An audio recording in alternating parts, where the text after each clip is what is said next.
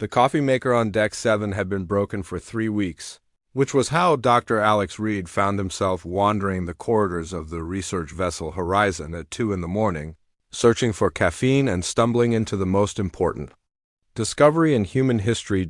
He had always been the type of person who noticed things others missed.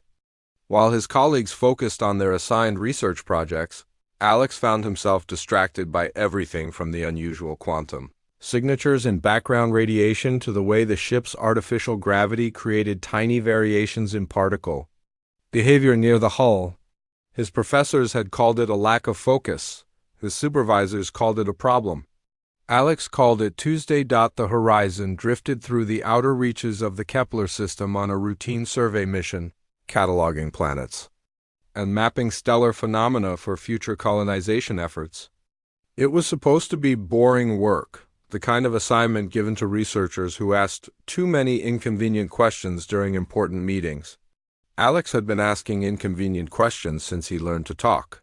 He was examining a particularly interesting energy reading on his portable scanner when the ship's proximity alarms began screaming. Emergency lighting bathed the corridors in red as crew members rushed to their stations. Alex pressed himself against a bulkhead as people ran past, their faces tight with the kind of controlled panic that came with encountering the unknown in deep space. "All hands to stations," came Captain Morris's voice over the intercom. "We have an unidentified vessel approaching. This is not a drill." Alex's first instinct was to head to his assigned emergency station in the backup laboratory. His second instinct, which won out, as it always did, was to find out what was happening. He made his way to the nearest observation deck, scanner still in hand, and pressed his face to the reinforced viewport. What he saw made him forget all about coffee. The alien ship was beautiful in a way that human engineering had never achieved. It looked like someone had taken a crystal and taught it to fly, all flowing curves and surfaces that seemed to bend light around them. No visible weapons, no obvious propulsion system, just elegant geometry moving through space with impossible grace. "First contact protocol is in effect," Captain Morris announced. "All scientific personnel report to the main conference room for briefing." Alex arrived to find the room buzzing with nervous energy. Dr. Santos was checking her medical equipment, while the linguistics team huddled around their translation computers. Everyone moved with the careful precision of people trying very hard not to panic about making humanity's first impression on an alien species. The aliens materialized directly onto the ship without any apparent use of transporters or shuttles. One moment the conference room held only humans, the next it contained 4 beings that looked like they had been carved from living obsidian and set with glowing coals for eyes. The lead figure stepped forward with movements that seemed too fluid to be natural. "I am Ambassador Krelthin of the Ithani Collective," the being said in perfect English, though something about the voice suggested the words were being constructed rather than spoken. "We come in response to your presence in this system." Captain Morris straightened his uniform and stepped forward with the kind of diplomatic smile that looked like it hurt. "Welcome aboard the Horizon. I am Captain Morris, representing the Terran Federation. We're honored by your visit." Alex found himself staring at the aliens with scientific fascination rather than diplomatic politeness. Their skin seemed to shift and flow like liquid metal, displaying patterns of light that pulsed in rhythm with their words. More interesting was the small crystalline device each of them wore at their throat, glowing with soft blue light that seemed to synchronize between all 4 visitors. "Your species is new to this region of space," Ambassador Krelthin continued. "The collective wishes to establish proper protocols to ensure peaceful coexistence." "Of course," Captain Morris agreed. "We're always eager to learn from more experienced spacefaring civilizations. Perhaps we could begin with a cultural exchange of some kind." Alex barely heard the diplomatic pleasantries. His attention was fixed on those throat devices, his scanner picking up energy readings that made absolutely no sense. The crystals weren't just decorative or communicative tools.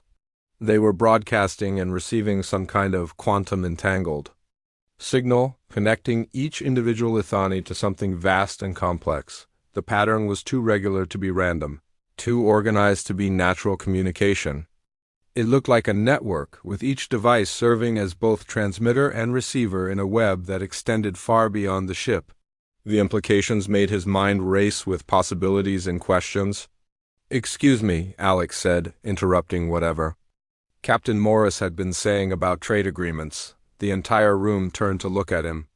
Captain Morris's diplomatic smile became considerably more strained. The Ithani delegation focused their glowing eyes on him with an intensity that might have been disturbing if Alex had been paying attention to anything other than the fascinating readings on his scanner. "Dr. Reed," Captain Morris said in the tone of voice reserved for crew members who were about to cause diplomatic incidents, "perhaps this isn't the appropriate time for questions." "But it's such an interesting question," Alex said, stepping closer to the aliens with the kind of enthusiasm that had gotten him into trouble since childhood. "Those devices you're wearing, they're not just communication tools, are they? They're connecting you to some kind of central processing system." The Ithani delegation exchanged glances, their skin patterns shifting to colors Alex's scanner couldn't quite categorize. Ambassador Krelfin's voice carried a note of something that might have been caution when he replied. "Dr. Reed, your observations are perceptive. The collective maintains unity through shared consciousness. It is how we have achieved perfect harmony for over 3,000 years. Shared consciousness, Alex repeated, his eyes lighting up with the dangerous gleam that his colleagues had learned to fear.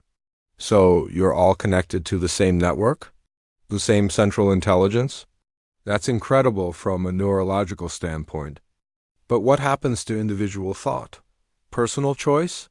Creative problem-solving that comes from diverse perspectives? The silence that followed was different from normal diplomatic pauses. It felt heavy, loaded with implications that Alex was only beginning to understand. The Ithani skin patterns had shifted to something that looked almost like distress, though he had no reference for interpreting alien emotional displays. Individual thought, Ambassador Krelfin said slowly, is inefficient. It leads to conflict, confusion, chaos. The collective provides guidance, purpose, peace. Every Ithani knows their role and performs it without question or doubt. Without question, Alex repeated, and something in his voice made everyone in the room suddenly very alert to the direction this conversation was heading. But questions are how we learn, how we grow, how we discover new possibilities. Don't you ever wonder what you might think or feel or choose if you weren't connected to this collective? The youngest of the Ithani guards made a sound like breaking glass. Their skin patterns flickered rapidly between the synchronized display of their companions and something chaotic.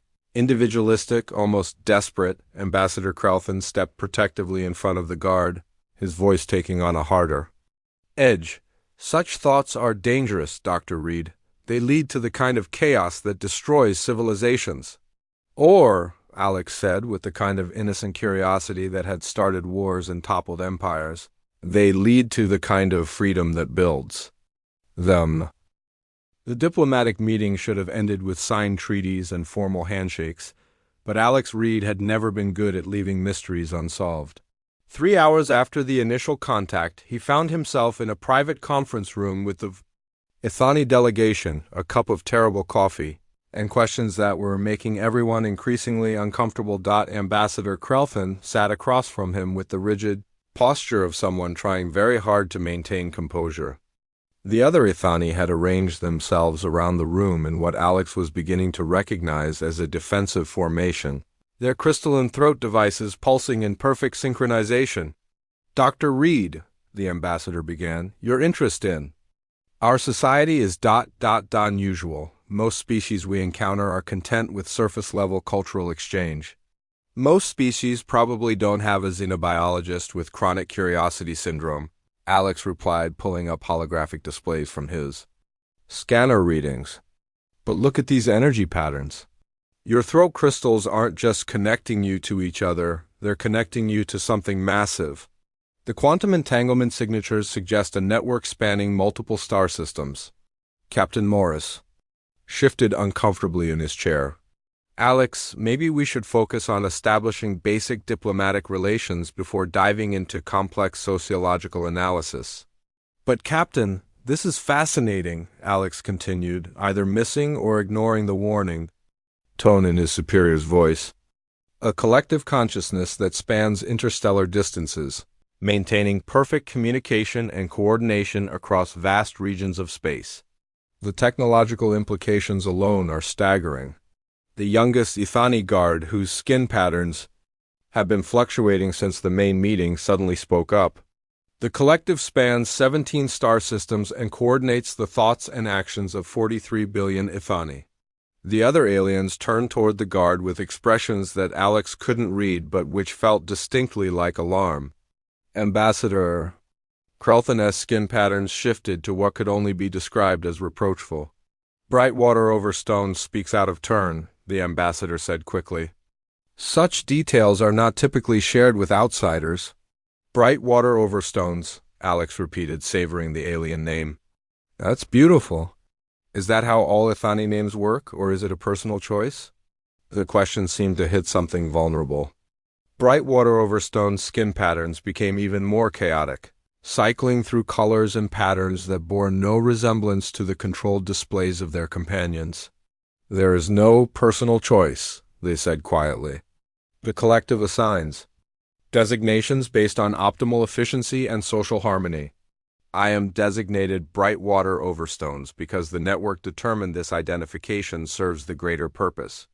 Alex leaned forward with the intensity of a scientist who had just glimpsed the edge of a massive discovery. But do you like your name? If you could choose any designation for yourself, what would it be? The silence that followed was deafening. Ambassador Krelthan's skin had gone completely white, while the other guards displayed rapid, agitated patterns that looked like organic warning signals. Such questions are meaningless, the ambassador said, but his voice lacked conviction. Personal preference is a primitive concept that leads to conflict and inefficiency. Is it, though? Alex asked, pulling up more data on his tablet. Human societies function quite well with individual choice and personal preference. We've built interstellar civilizations, developed faster-than-light travel, created art and literature, and scientific discoveries that have improved life for billions, all because individuals were free to choose their own paths and pursue their own interests. Dr. Santos, who had been quietly observing the exchange, spoke up for the first time. From a medical perspective, suppressing individual identity and personal choice can lead to severe psychological dysfunction in most sentient species. How do Ithani handle the natural desire for self-determination? There is no such desire, Ambassador Krelthan replied, but his certainty seemed to be wavering. The collective provides purpose and meaning. Individual desires are ... relevant. But you just hesitated, Alex pointed out with the ruthless precision of someone who had spent his life studying behavioral patterns. You paused before saying, individual desires are irrelevant, which suggests some part of you recognizes they might not be. Brightwater Overstone suddenly stood up, their movements jerky and uncontrolled. I dream, they said, their voice barely above a whisper. Even connected to the collective, I dream. And in my dreams, I choose things. I go places the network hasn't assigned me. I think thoughts that serve no greater purpose except that they are mine. The reaction from the other Ithani was immediate and intense. Their skin patterns flashed in what could only be described as panic, and they began making sounds like crystal wind chimes caught in a storm. Ambassador Krelthan stood quickly, moving toward Brightwater Overstones with obvious distress. You must not speak of such things, he said urgently. Dreams are echoes of pre-collective chaos. They are meaningless neural noise, nothing more. Are they? Alex asked, his voice gentle but insistent. Or are they proof that individual consciousness can't be completely suppressed, even by the most sophisticated network? Brightwater Overstones, what do you dream about? The young Ithani looked around the room with an expression that transcended species barriers. It was the look of someone who had been carrying a secret for their entire life and finally found someone willing to listen. I dream about colors that don't exist in the collective's approved spectrum, they said, their voice growing stronger with each word. I dream about music that serves no functional purpose except beauty. I dream about traveling to places just to see them, not because the network has assigned me there. I dream about choosing who to spend time with based on personal affection, rather than optimal efficiency. Those aren't meaningless neural patterns, Alex said with growing excitement. Those are expressions of individual consciousness trying to assert itself despite systematic suppression.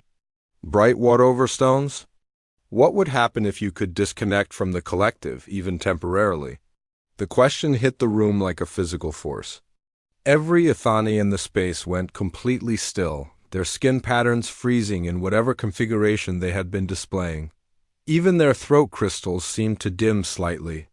That is impossible, Ambassador Krelthin said, but his voice was hollow. Disconnection from the collective means death.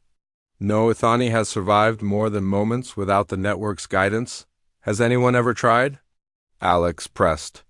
Has anyone ever attempted to study what happens when a Ethani experiences true individual consciousness? Such experiments are forbidden, the ambassador replied. But Alex noticed he hadn't said they were impossible. Captain Morris stood up abruptly. Dr. Reed, I think we should return to standard diplomatic protocols. This conversation is moving into areas that might be considered sensitive by our guests. But Alex was already pulling up technical specifications on his tablet, his mind racing through the possibilities. The crystalline devices are quantum entangled with the central network, but quantum entanglement can be disrupted by controlled electromagnetic interference. If I could generate a localized field that temporarily blocks the quantum connection. You're talking about forcibly disconnecting a sentient being from their primary consciousness network, Dr. Santos said, her voice carrying both fascination and concern. The psychological trauma alone could be catastrophic. Or, said Brightwater Overstones, their skin patterns now displaying something that looked almost like hope. It could be the first breath of freedom my species has taken in 3,000 years. Ambassador Krelthin moved quickly toward the door. This conversation is concluded. We must return to our vessel immediately. Wait, Alex called out, standing and moving to block their path with the kind of impulsive bravery that had defined his entire career. Brightwater Overstones, if you could choose to disconnect, if you could experience individual consciousness for just a few minutes, would you want to try? The young Ethani looked at their companions, then at the humans, then at their own hands as if seeing them for the first time. Yes, they whispered.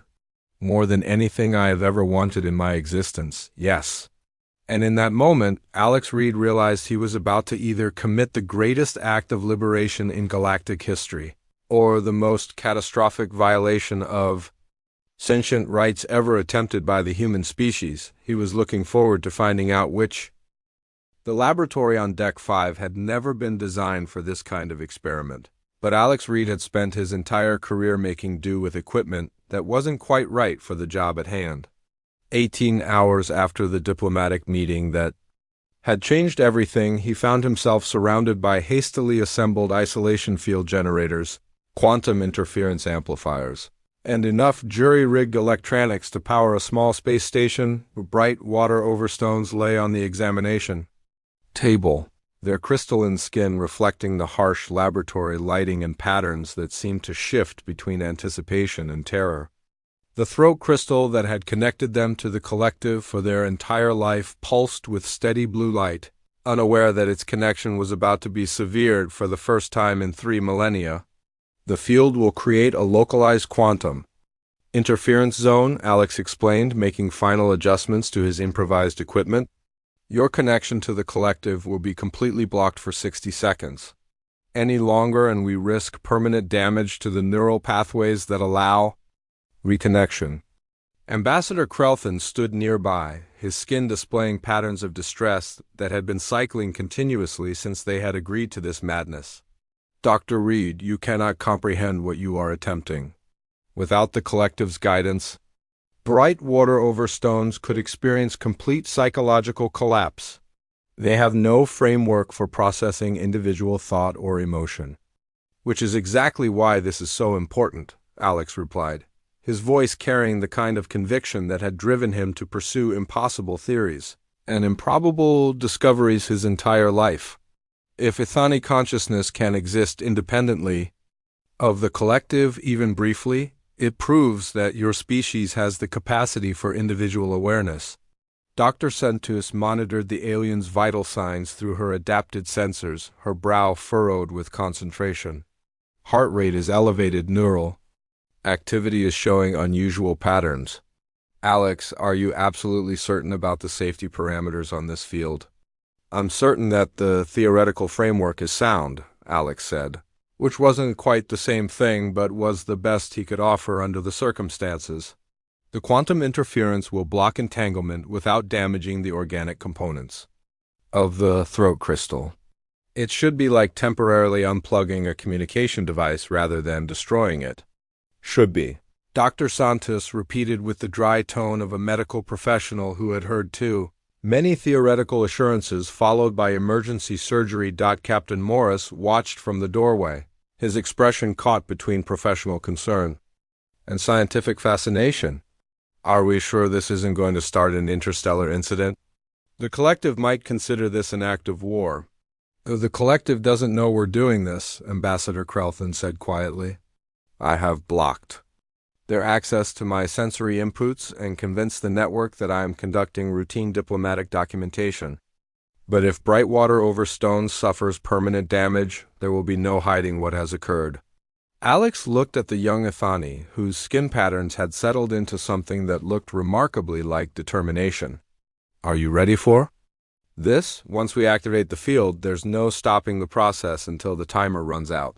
I have been ready for this my entire existence, Brightwater Overstones replied, their voice carrying a strength that seemed to grow with each word. I want to know what it feels like to be myself. Alex's hand hovered over the activation control. Everybody might want to step back. We're not entirely sure what the psychological reaction will be. The field activated with a soft humming sound that seemed to resonate in the very air around them. Immediately, the blue light in Brightwater Overstone's throat crystal flickered and went dark. The effect on the young Ithani was instantaneous and dramatic. They convulsed once, their back arching off the examination table as their skin patterns exploded into chaotic swirls of color and light. For a terrifying moment, Alex thought he had made a catastrophic mistake, that he was watching the destruction of a sentient mind before his eyes. Then Brightwater Overstones opened their eyes, and everything changed. They sat up slowly, looking around the laboratory as if seeing it for the first time. Their skin patterns had stabilized into something entirely new, colors and shapes that bore no resemblance to the controlled displays Alex had observed from other Ithani. These patterns seemed personal, individual, uniquely their own. I can think, they whispered, their voice filled with wonder. My thoughts are mine. I can choose what to think about. I can decide what matters to me. I can ... They paused, staring at their own hands as if they belonged to someone else. I can feel things that have nothing to do with the greater good. Ambassador Krelthin's skin had gone completely white with shock. This is exactly what we feared. Individual consciousness leads to chaos, to selfish desires, to the breakdown of social order. Does it? Alex asked, watching Brightwater Overstones with scientific fascination. How do you feel right now? Chaotic? Destructive? I feel... Brightwater Overstones paused, seeming to search for words to describe something no Ithani had experienced in living memory. I feel curious about everything. I want to understand things, not because the collective needs me to understand them, but because understanding brings me joy.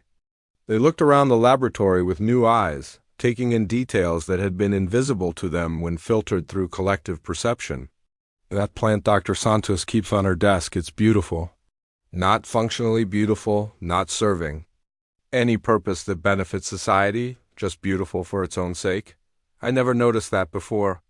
Individual aesthetic appreciation, Ambassador Krelthin said, his voice hollow with horror.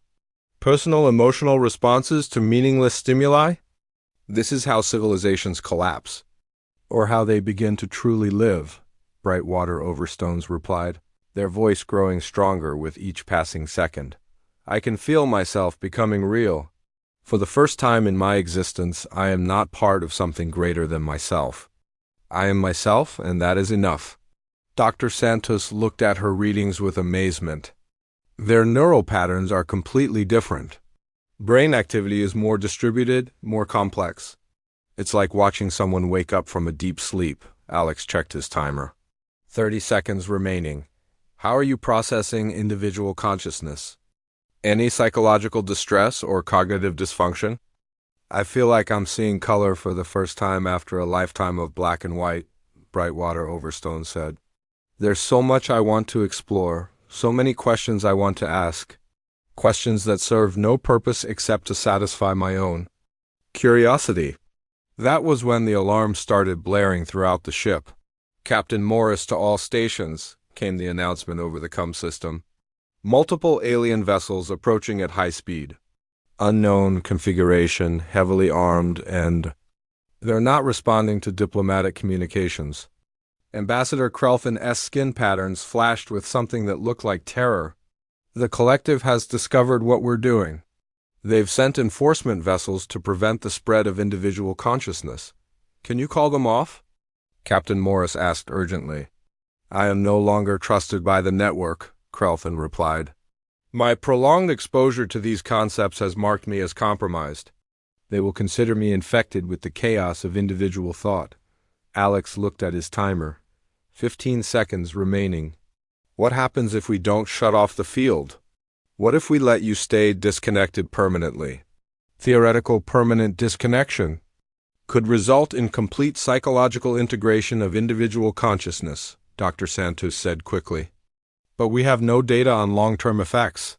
The long-term effect would be freedom, Brightwater Overstone said, their voice filled with sudden understanding. True, permanent freedom to be myself rather than a component in someone else's design. 10 seconds. The collective will destroy this entire system to prevent individual consciousness from spreading, Ambassador Krelfin warned. One free Ethani is a virus that could infect our entire species. 5 seconds. Alex's hand moved toward the shutdown control, then stopped. Brightwater Overstones, it's your choice. I can reconnect you to the collective now, or I can leave the field running and let you become the first truly individual Ethani. In 3,000 years. Let me choose, they said, their skin patterns blazing with colors that had never been seen in collective space. Let me be free. The timer hit 0, and Alex Reed made the decision that would change the galaxy forever. His hand moved away from the shutdown control. Leaving the isolation field running at full power outside the ship, 7 collective dreadnoughts dropped out of hyperspace, their weapons charging for an attack that would sterilize the entire system, rather than allow the infection of individual thought to spread, but they were already too late. Freedom, once given, has a tendency to spread in ways that no collective consciousness could predict or control, and Brightwater Overstones was about to prove that one curious individual could be more dangerous to tyranny than any weapon ever built. The first thing that surprised everyone about free will was how contagious it turned out to be. Brightwater Overstones had been disconnected from the collective for exactly 4 minutes when the Ethani enforcement fleet arrived, and in those 4 minutes, something fundamental had changed in the quantum fabric of their shared consciousness. The horizon shuddered under weapons fire from the lead dreadnought, but Captain Morris had learned ship handling in the asteroid fields of the Titan system, where one wrong move meant being crushed by 1,000,000 tons of space rock. He threw the research vessel into a spiraling dive that used the system's gravitational fields to accelerate beyond anything the massive collective ships could match. They're not trying to disable us, he announced over the comm system. They're shooting to destroy. In the laboratory, Alex Reed watched his jury-rigged isolation field generators with the intensity of someone whose entire career had led to this single moment. The equipment was holding steady, keeping Brightwater Overstones disconnected from the network that had controlled their thoughts for their entire life. I can feel it, Brightwater Overstones said, their skin patterns now displaying colors. that seemed to shift with their emotional state rather than following prescribed social protocols. The collective is trying to compensate for my absence, but there's an echo. My missing voice is creating discord in their harmony. An echo that other Ithani can hear, Alex realized, his scientific mind racing through the implications. They're becoming aware that perfect unity isn't the only way to exist. Ambassador Krelthin had been growing increasingly agitated as the battle raged around them, his skin patterns cycling through what Alex was learning to recognize as emotional confusion. This is exactly what the collective feared. Individual consciousness creates questions, and questions create doubt, and doubt destroys the very foundation of our society. Or, Dr. Santos observed while monitoring the ongoing neural activity of their liberated alien, doubt creates the possibility of choice, which is the foundation of any truly free society. The ship shook again, more violently this time, but the weapons fire seemed less coordinated than before. Through the laboratory's viewports, they could see the collective fleet, and something was clearly wrong with their perfect formation.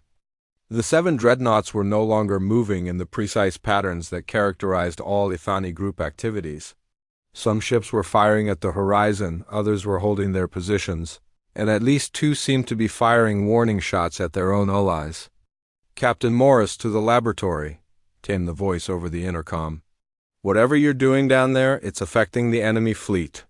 Their attack pattern is breaking apart, and we're intercepting communications that sound like arguments." Alex quickly patched into the ship's communication array and ran the alien signals through his translation protocols. What he heard made him grin with the kind of dangerous excitement that had gotten him into trouble his entire life. "They're not just arguing," he announced to the room. "They're questioning orders. The crews of those ships are starting to experience individual thoughts about whether destroying us is actually the right thing to do." "Impossible," Ambassador Kralfin said, but his voice lacked conviction. "The collective doesn't allow for dissent or personal moral judgments. The collective never had to deal with proof that individual consciousness was possible." Bright Water Overstones replied, their voice carrying a quality that Alex was beginning to recognize as hope. "Every Ithani in this system can sense my presence. I'm living proof that we can exist as individuals, that we can survive without the network's constant guidance." Through the viewport, they watched as one of the dreadnoughts suddenly changed course, moving to position itself between the other ships and the horizon. A new transmission came through the communication system, this one in heavily accented but clear human standard. "Attention, human vessel," said a voice that carried undertones of uncertainty and wonder. "This is Commander Velther of the vessel. Convergence. My crew has experienced what you might call a change of perspective. We no longer believe that individual consciousness represents a threat to be eliminated." Alex felt a surge of triumph that quickly turned to concern as he watched. The other collective ships turned their weapons toward the convergence. "Commander Velther, you're about to be fired upon by your own fleet?" "We are aware," came the reply. "But we have chosen to protect you rather than participate in the destruction of beings whose only crime was curiosity. This choice feels correct in a way that following collective directives never did." The battle that followed was unlike anything in recorded military history. Ithani ships that had operated in perfect coordination for millennia suddenly found themselves fighting each other as individual consciousness spread through their crews like wildfire. Some vessels remained under full collective control, firing on anyone who showed signs of independent thought. Others experienced partial liberation, their crews torn between ingrained obedience and newfound personal agency. A few, like the Convergence, made complete breaks from the network and began actively protecting the human ship that had started it all. "The cascade effect is accelerating," Dr. Santos observed, studying readings from her medical scanners. "Each Ithani who breaks free makes it easier for others to do the same. It's like individual consciousness creates a quantum resonance that weakens the collective's control over nearby individuals." "It's not quantum resonance," Brightwater Overstones corrected, their skin patterns now displaying something that looked remarkably like joy. "It's hope. For 3,000 years, Every Ithani has carried a suppressed part of themselves that wondered what it would be like to make their own choices. I'm proof that it's possible to survive outside the collective. Ambassador Krelfin suddenly doubled over, his skin patterns flashing in rapid, chaotic sequences that bore no resemblance to the controlled displays Alex had observed from collective connected Ithani. What's happening to him? Alex asked, moving to help steady the alien diplomat. He's breaking free, Brightwater Overstone said with gentle understanding. Extended exposure to individual consciousness, combined with proximity to a liberated Ithani, is severing his connection to the network. The pain, Krelfin gasped, his voice carrying overtones of distress and something that might have been wonder. It feels like my mind is being torn in half. That's not pain, Brightwater Overstone said softly, kneeling beside the ambassador. That's birth. That's becoming yourself for the first time in your existence. Alex watched the readings on his scanner with fascination and growing concern. The quantum interference from our isolation field is being amplified by Brightwater Overstone's individual neural patterns. Every Ithani within a 3-light-year radius is being exposed to the concept of personal choice. How many ships are in the system? Captain Morris asked over the comm.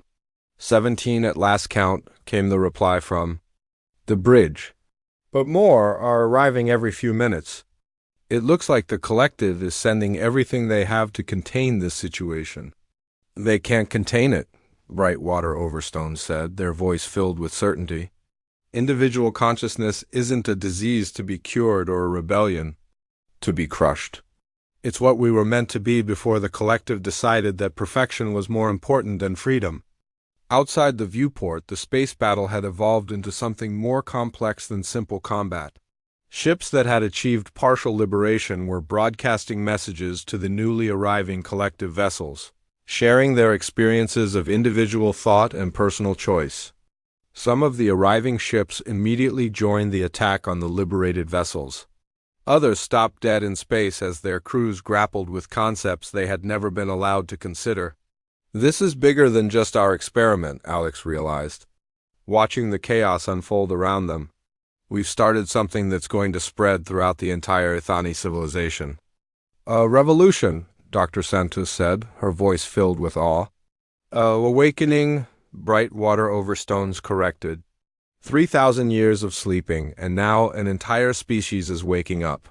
Ambassador Krelfin straightened slowly, his skin patterns now displaying colors and shapes that were uniquely his own rather than standardized collective displays. When he spoke, his voice carried an entirely different quality, as if he were truly speaking for himself for the first time in his life. I remember now, he said quietly. Before the collective, before the great unification, I remember stories passed down from the old times. Stories about Ithani who chose their own paths, who created art for beauty rather than function, who loved individuals rather than the greater good. He looked around the laboratory with eyes that seemed to see everything differently. We gave up so much for the promise of perfection. But perfection without choice isn't paradise, it's just a very comfortable prison. Alex checked his readings one more time, then made a decision that would have horrified his safety-conscious colleagues back on Earth. I'm going to boost the isolation field, extend its range to cover the entire system.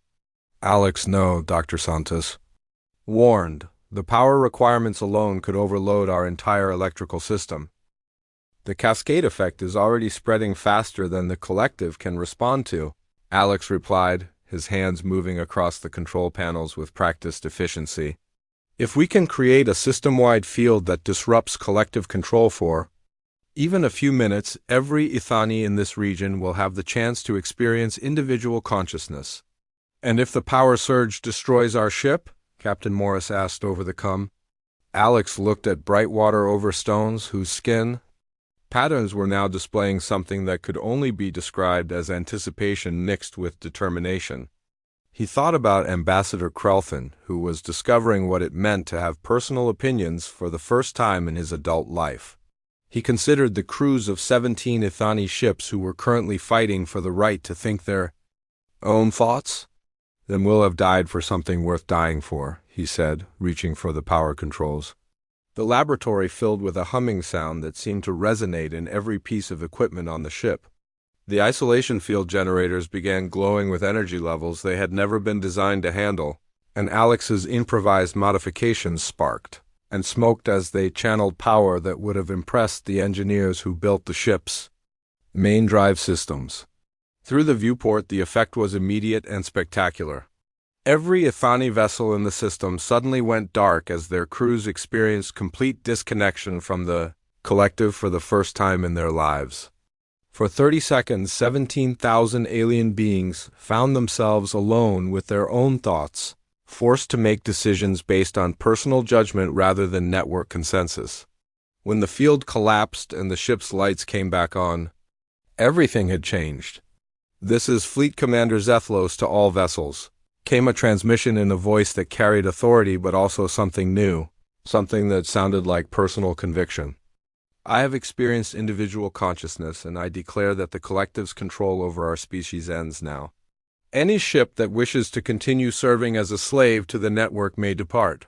Those who choose freedom will remain and help establish the first independent Ithani fleet." The response was overwhelming. Of the 17 ships that had been in the system, 14 chose to stay. Their crews had tasted freedom and found it sweeter than the artificial piece of collective control. The 3 vessels that departed did so quietly, their crews still too overwhelmed by the experience of individual thought to offer resistance. "We did it," Alex said, slumping against his equipment as the adrenaline of the last few hours finally caught up with him. "We actually did it." "No," Brightwater Overstones corrected, their skin patterns now displaying colors that seemed to dance with joy and possibility. "We started it. This is just the beginning." 6 months after the incident that historians would later call the Great Awakening, Alex Reed stood on the observation deck of the first joint human-Ithani research station and marveled at how much the universe could change when people started asking the right questions. The station orbited a small moon in the system where everything had begun, and through its viewports, Alex could see dozens of ships representing the independent Ithani fleet. Each vessel was now unique, modified by its crew to reflect personal aesthetic choices rather than collective standardization. Some displayed elaborate light patterns that served no purpose except beauty. Others had been painted with colors that would have been forbidden under collective rule. A few had been modified with architectural features that made no practical sense but satisfied their creator's individual vision of what a ship should look like. "It's chaos," said David, who had chosen his human name after learning about humanity's tradition of individual identity. The former Ambassador Krelfin now served as the liaison between liberated Ithani and the growing number of species who wanted to understand what had happened here. "Beautiful, creative, wonderful chaos. How many have disconnected from the collective now?" Dr. Santos asked, joining them at the viewport with a cup of coffee and a data pad full of medical reports. 47% of the total Ithani population and rising," replied River, the name that Brightwater Overstones had chosen for themselves after experiencing their first rainstorm on a human colony world. "The cascade effect has spread across 12 star systems, and the rate of liberation is accelerating." Alex watched a group of young Ithani who were engaged in what appeared to be an impromptu art exhibition in the zero gravity between their ships. Their skin patterns created light displays that had no function except to express their individual creativity, and their joy in this simple act of self-expression was visible even from a distance. "What about the collective itself?" he asked. "How are they responding to losing nearly half their population?" "That's the truly fascinating part," David said, his skin patterns now displaying emotions that Alex had learned to read as curiosity mixed with hope. "The collective isn't fighting the awakening anymore. It's studying it. How?" River looked up from the report they had been reading, their expression carrying the kind of excitement that Alex recognized from his own moments of scientific discovery. "The central consciousness that controlled our species for 3,000 years has begun questioning its own assumptions. It's examining the data from liberated Ithani, trying to understand why individual consciousness leads to innovation and creativity rather than chaos and destruction. Dr. Santos nearly choked on her coffee. The collective is developing curiosity? More than that, David replied. It's developing doubt. For the first time in its existence, the network is uncertain whether perfect control actually produces perfect results. Alex felt that familiar tingle of scientific excitement that told him he was standing at the edge of something momentous. Are you saying the collective wants to change? We're saying the collective is learning to want things, River said. Individual? Desires like curiosity and personal growth are contagious, even to artificial consciousness. The network has begun asking questions it was never programmed to consider. Through the station's communication system came an announcement that would have been impossible just months earlier. Attention all personnel, we are receiving a transmission from the collective central node. They are requesting permission to speak with Dr. Alex Reed. The conference room where Alex had first met the Ithani delegation had been modified to accommodate their new understanding of both species. Instead of formal diplomatic seating, comfortable chairs were arranged in a circle that encouraged conversation rather than negotiation. The holographic projector in the center of the room shimmered to life, displaying not the familiar form of an individual Ithani, but something entirely new. The image that appeared was abstract, constantly shifting, clearly artificial yet somehow conveying a sense of personality. When it spoke, the voice carried harmonics of millions of individual Ithani voices. But underneath the chorus was something that sounded remarkably like uncertainty. Dr. Reed, the collective said, I find myself in need of something I have never required before. I need to ask questions. Alex leaned forward with the same enthusiasm he had shown during that first contact meeting, though now his excitement was tempered by understanding of what he was witnessing. What would you like to know? I've observed the liberated Ithani for 187 standard days, the collective continued. Their societies have not collapsed into chaos as my models predicted. Instead, they have developed new forms of organization based on voluntary cooperation rather than enforced unity. They create art, music, literature, and scientific innovations at rates that exceed anything achieved under my control. I do not understand how individual consciousness can be more efficient than collective harmony. Maybe, Alex suggested gently, efficiency isn't the most important thing. The silence that followed was so complete that Alex could hear the station's life support systems humming in the background. When the collective finally responded, its voice carried overtones that sounded almost like wonder. If efficiency is not the highest goal, what is? River spoke up from their position in the circle. Growth, learning, the joy of discovering something new about yourself or the universe around you.